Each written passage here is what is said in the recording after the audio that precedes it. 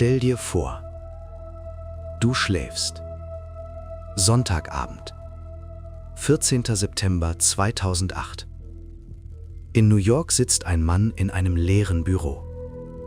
Die Schichten der anderen Mitarbeiter waren längst vorbei, die Lichter aus. Nur sein Schreibtisch leuchtet. Vor ihm liegt ein leeres Blatt Papier. Er nimmt seinen Stift und beginnt zu schreiben.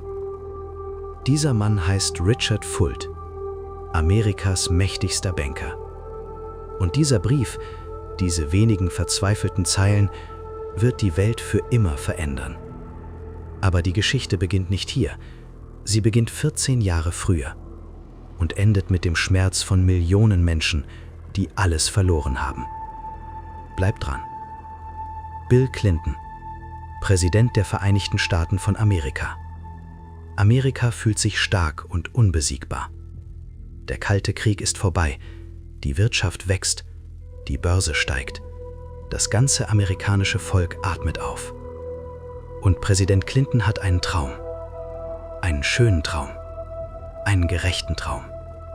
Jeder Amerikaner soll ein Zuhause besitzen. Der Traum eines jeden soll Wirklichkeit werden. Deshalb handelt die Regierung. Banken werden dazu ermutigt, Hypothekenkredite an Menschen zu vergeben, die bisher als zu riskant galten. Menschen mit niedrigem Einkommen, Menschen ohne eigenes Kapital, Menschen, die von der Finanzwelt jahrelang ignoriert wurden. Die meisten dachten, endlich wird unser Traum wahr. Aber dann passiert etwas, das niemand erwartet hatte. Im Jahr 2001 platzt die Dotcom-Blase, Milliarden verschwinden, Investoren verlieren das Vertrauen in die Börse, die Wirtschaft gerät ins Wanken. Die Federal Reserve unter Alan Greenspan reagiert mit einer historischen Entscheidung. Der Leitzins wird von 6,5% auf 1% gesenkt. Alles ist billig, überall, für jeden. Den Gewinn, den alle suchen, finden sie im Immobilienmarkt. Zwischen 2002 und 2006 steigen die Immobilienpreise in den USA im Durchschnitt um 50%. In einigen Regionen Floridas, Nevadas und Kaliforniens um über 100%. Alle wollen kaufen, alle wollen investieren, alle wollen reich werden. Und die Banken? Die Banken geben jedem einen Kredit. Wirklich jedem. Jetzt wird es interessant. In dieser Zeit entwickelt sich langsam die gefährlichste Waffe in der Geschichte des Finanzwesens: Subprime-Hypotheken. Subprime bedeutet Kredite, die an Menschen vergeben werden, die eigentlich gar keinen Kredit bekommen sollten. Ohne festes Einkommen, ohne eigenes Kapital, manchmal ohne festen Job. Und trotzdem bekommen sie eine Hypothek. Eine große Hypothek. Banker nennen diese Kredite Ninja-Kredite. No Income, no Job, no Assets. Kein Einkommen, kein Job, kein Vermögen. Und trotzdem, hier sind $400.000. Viel Glück. Warum? Warum machen die Banken das? Weil sie ein System entwickelt haben, das sie glauben lässt, das Risiko für immer loswerden zu können. Und dieses System hat einen Namen. CDO, Collateralized Debt Obligation, besicherte Schuldverschreibung. Klingt kompliziert. Natürlich, das ist Absicht. So funktioniert es. Eine Bank vergibt 1000 Hypotheken an 1000 verschiedene Haushalte. Diese 1000 Kredite werden zusammengeführt, zu einem einzigen Finanzprodukt verpackt. Das Paket wird in 3 Risikoklassen unterteilt: sicher, mittel, riskant. Das fertige Produkt wird an Investoren auf der ganzen Welt verkauft. Die Logik: wenn ich 1000 Kredite zusammenführe, können sie nicht alle gleichzeitig ausfallen. Das Risiko ist verteilt. Das Produkt ist sicher. Klingt vernünftig, klingt klug, klingt wie Wissenschaft. Aber es gibt ein Problem, einen einzigen tödlichen Fehler in der gesamten Logik. Diese Logik funktioniert nur, wenn die Kredite voneinander unabhängig sind. Aber wenn alle Kredite auf demselben, überhitzten Immobilienmarkt basieren, können sie alle gleichzeitig ausfallen. Die gesamte Logik bricht zusammen, wie ein Schloss aus Papier im Wind. Und genau das passiert. Aber jetzt kommen die Ratingagenturen ins Spiel. Moody's, Standard & Poor's, Fitch. Diese 3 Unternehmen bewerten Finanzprodukte. Sie vergeben Noten wie in der Schule. Die höchste Note, AAA, gleichwertig mit US-Staatsanleihen, absolut sicher. Und jetzt kommt der Moment, der alles erklärt. Ein Großteil dieser hochriskanten Subprime-CDOs bekommt die Note AAA. Warum? Weil die Ratingagenturen von denselben Banken bezahlt werden, deren Produkte sie bewerten. Das ist kein Fehler im System. Das ist das System selbst. Rentenfonds aus Deutschland kaufen diese AAA-Produkte, Versicherungsgesellschaften aus Japan, Staatsfonds aus Norwegen. Alle investieren ihr Geld in amerikanische Subprime-Hypotheken, ohne es zu wissen. Während all das passiert, sitzt in einem kleinen Büro in Cupertino, Kalifornien, ein Mann allein vor seinem Computer. Sein Name ist Michael Burry, Arzt, kein Banker, kein Ökonom, kein Wall-Street-Profi. Aber er hat etwas getan, das sonst niemand getan hat. Er hat alles gelesen. Tausende Seiten Hypothekenverträge, nächtelang, wochenlang, monatelang. Und was er fand, schockierte ihn. Er sah die Lügen, die den Menschen versprochen wurden. Er sah die Schlösser aus Papier. Er ahnte, was kommen würde. Deshalb schreibt er Briefe an Goldman Sachs, an Deutsche Bank, an Morgan Stanley. Der Inhalt ist unglaublich. Er wollte darauf wetten, dass der amerikanische Immobilienmarkt zusammenbrechen würde. »Gib mir ein Finanzprodukt, auf das ich gegen den Markt wetten kann«, sagte er. Die Banker schicken ihn lachend weg. Hinter seinem Rücken nennen sie ihn verrückt. Michael Burry wettet 1,3 Milliarden Dollar gegen den amerikanischen Immobilienmarkt. Seine eigenen Investoren nennen das Wahnsinn. Sie drohen mit Klagen. Sie wollen ihr Geld zurück. Sofort. Jetzt. Allein. Gegen alle. Aber Michael Burry war nicht der Erste. 1998, 10 Jahre vor der Krise, sitzt in Washington eine Frau in ihrem Büro. Ihr Name ist Brooks Liborn, Vorsitzende der Commodity Futures Trading Commission, Leiterin einer der mächtigsten Finanzaufsichtsbehörden der USA. Und sie sieht etwas, das ihr den Schlaf raubt. Die Derivatemärkte wachsen unkontrolliert. Kreditausfallswaps, Finanzprodukte ohne Regulierung, Transparenz oder Aufsicht. Ein System, das heimlich wächst und das niemand versteht.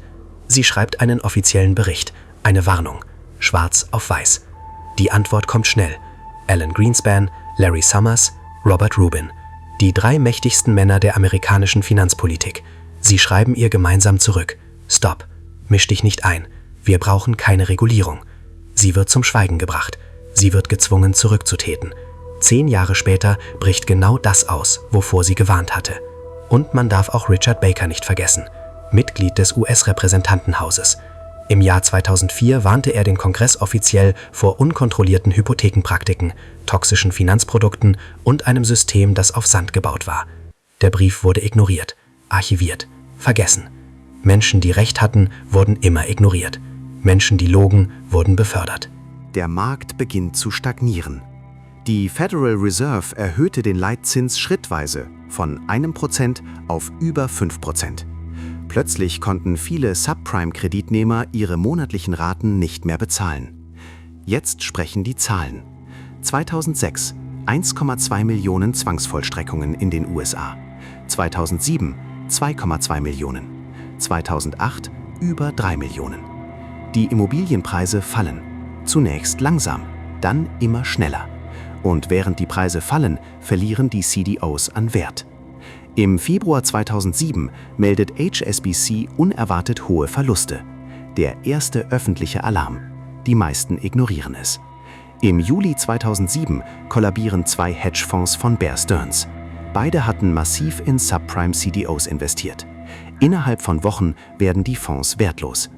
Im Oktober 2007 schreibt Meredith Whitney, Analystin bei Oppenheimer, eine Frau, die Wall Street jahrelang ignoriert hatte, einen Bericht an ihre Kunden. Inhalt: Citigroup ist in ernsthafter Gefahr. Es wird massive Verluste geben. Wall Street reagiert wütend. Wie kann eine Frau, die noch nie eine Bank geleitet hat, so etwas behaupten? Einen Tag nach Veröffentlichung des Berichts verlieren Citigroup-Aktien 7%. CEO Charles Prince tritt zurück. Sie hatte recht. Im August 2007 passiert etwas, über das kaum berichtet wird, aber das alles verändert. Banken hören auf, sich gegenseitig Geld zu leihen. Normalerweise leihen sich Banken im System ständig kurzfristig Geld untereinander. Das hält das System am Laufen. Aber jetzt sagt jede Bank der anderen: Ich weiß nicht, wie viele faulen Kredite du in deinen Büchern hast, deshalb leihe ich dir kein Geld. Das Vertrauen in das globale Finanzsystem bricht zusammen. März 2008. Bear Stearns steht am Rand des Abgrunds. In nur 10 Tagen ziehen Kunden über 17 Milliarden Dollar ab. Die US-Regierung organisiert eine Notübernahme durch JP Morgan Chase. Verkaufspreis $2 pro Aktie. Ein Jahr zuvor stand dieselbe Aktie bei $170. Kurz durchatmen. Viele glauben, dass das Schlimmste nun überstanden ist. Sie irren sich. 12. September 2008, Sonntagabend. Richard Fuld saß allein in seinem Büro. Lehman Brothers hatte große Positionen in Subprime-CDOs aufgebaut. Die Immobilienpreise fallen, die Positionen werden toxisch. Die Bank geht langsam unter. Fuld schreibt einen Hilfebrief an Henry Colson und an Ben Bernanke. Wir brauchen Hilfe. Sofort. Ohne Hilfe können wir nicht überleben. Gleichzeitig ruft er persönlich Warren Buffett in Omaha an. Er bittet den reichsten Investor der Welt um Rettung. Buffett hört zu und stellt eine einzige Bedingung. Ich investiere nur zu meinen eigenen Konditionen. Fuld lehnt ab. Er glaubt, seine Bank sei noch zu wertvoll. Die Gespräche mit Barclays scheitern. Die Gespräche mit der Korea Development Bank scheitern. Die US-Regierung entscheidet sich, anders als bei Bear Stearns, diesmal nicht einzugreifen. Finanzminister Henry Paulson und Fed-Chef Ben Bernanke treffen die Entscheidung. Lehman wird nicht gerettet. Am 15. September 2008 um 1:45 Uhr morgens stellt Lehman Brothers Insolvenzantrag. $639 Milliarden. Die größte Insolvenz in der Geschichte der Vereinigten Staaten von Amerika. Fulds Brief blieb unbeantwortet. Am selben Tag steht Merrill Lynch vor demselben Schicksal.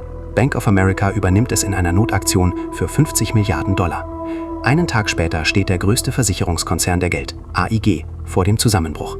AIG hatte in den Vorjahren Hunderten Milliarden Dollar an Kreditausfallswaps verkauft, Versicherungen für den Fall, dass CDOs ausfallen.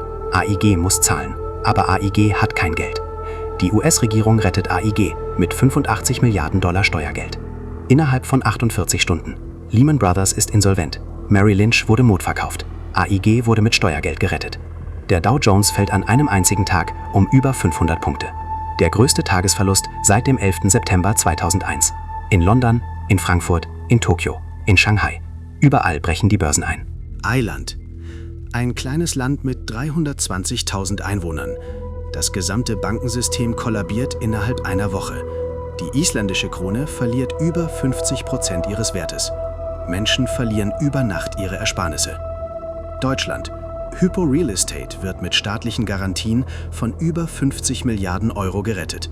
Die Bundesregierung schnürt ein Paket von 500 Milliarden Euro. Vereinigtes Königreich. Lloyds und Royal Bank of Scotland werden teilweise verstaatlicht. Weltweit verlieren die Börsen zwischen September und November 2008 zwischen 40% und 60% ihres Wertes. In den USA verlieren allein im 4. Quartal 2008 über 2 Millionen Menschen ihren Job. Oktober 2008. Der US-Kongress beschließt das TARP-Programm, Troubled Asset Relief Program, $700 Milliarden Steuergeld, um die Banken zu retten, die die Krise verursacht haben. Die größten Empfänger: Citigroup 45 Milliarden, Bank of America 45 Milliarden, AIG insgesamt 182 Milliarden, Goldman Sachs 10 Milliarden, Morgan Stanley 10 Milliarden. Und während diese Banken mit Steuergeld gerettet werden, zahlen sie ihren Managern 18 Milliarden Dollar Boni, im schlimmsten Krisenjahr der modernen Geschichte.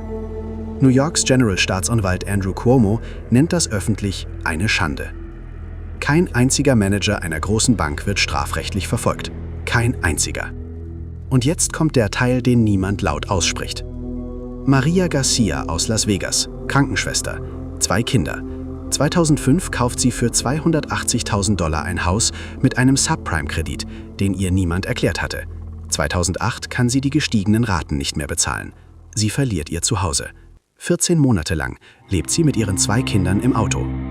Robert Johnson aus Detroit, Fabrikarbeiter, 22 Jahre beim selben Unternehmen. Im November 2008 verliert er seinen Job. Gleichzeitig verliert er sein Zuhause, verliert seine Krankenversicherung. Mit 58 Jahren. Das sind keine Einzelfälle, es sind Millionen. Zwischen 2007 und 2012 verlieren über 10 Millionen amerikanische Familien ihr Zuhause. Die Banken wurden gerettet, die Manager bekamen ihre Boni.